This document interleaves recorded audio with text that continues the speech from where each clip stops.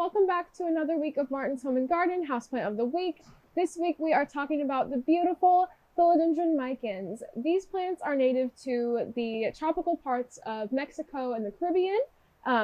In my opinion, they're one of the most stunning varieties of philodendrons. They're known for their really velvety looking heart-shaped leaves.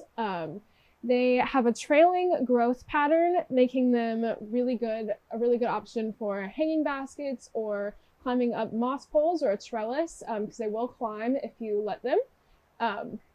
They are extremely popular right now and difficult to find. So if you find one of these babies, you should pick it up while you can, because they're not going to be there long. But if you're interested in these beautiful plants, we are going to show you how to care for them today.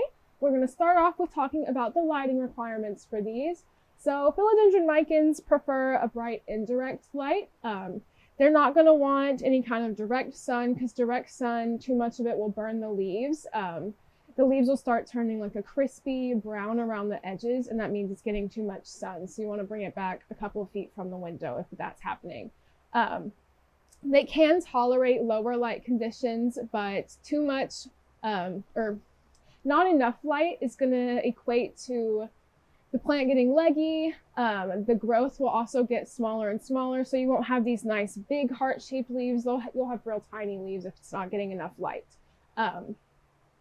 The next thing we're going to talk about is the soil for these plants. They need a really well-draining soil. It helps to add peat moss and orchid bark just to kind of mimic their natural habitat of the jungles of Mexico. They will climb up the side of trees, like I said before. They're climbing plants or vining plants. So adding that bark in there helps to make it better draining, but also mimic its natural habitat. They really need a well-draining soil because they will not tolerate sitting in water for long periods. They can be prone to root rot. It's also really important to have a drainage hole in the bottom of your pot to help prevent root rot as well. When watering these plants, you do want to wait till the top 2 to 3 inches of soil is dry. That also just helps it from preventing root rot, sitting in excess water, and things like that.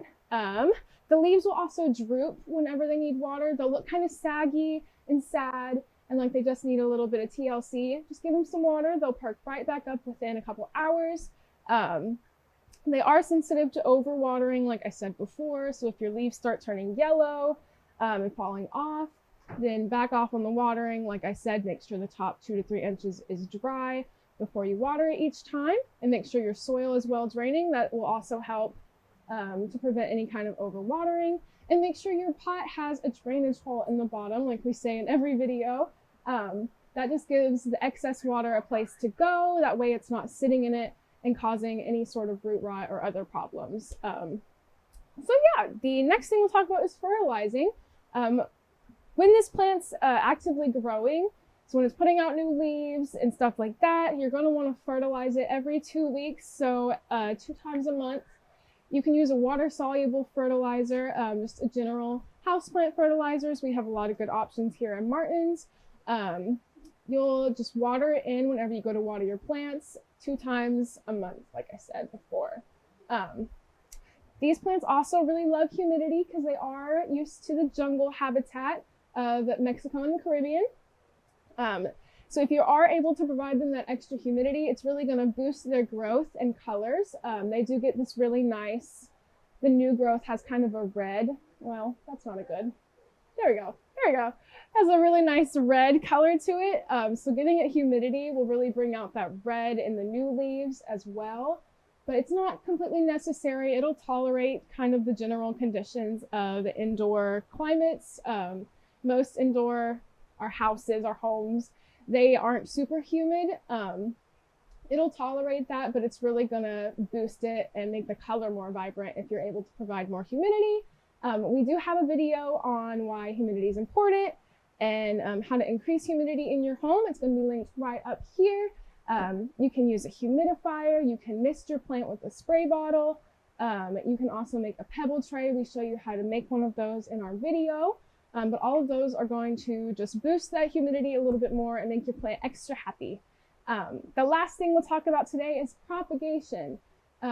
These plants are super easy to propagate if you know how to propagate other philodendrons or pothos. It's kind of the same general idea. You're going to find one of these nodes, is what it's called. It's where the leaves sprout out from. So if you find a spot where the leaves are sprouting out from, you're going to cut right underneath that spot. And you're going to want to make sure the node part is in the water or in the soil, whatever you decide to plant it in. And then once the roots, if you're doing it in water, sorry, once the roots reach a couple inches long, probably 2 to 3 inches, then you can plant it in soil and you have your whole new plant and you have successfully propagated your Philodendron Micans. But that is all for today, guys. We have a ton of these right now in both a 4-inch and a 2-inch pot. These cute little guys. They are super popular and they will go fast. So if you are looking for one of these, come and get them while you can. But that is all we have for today. We will see you guys next week. Bye!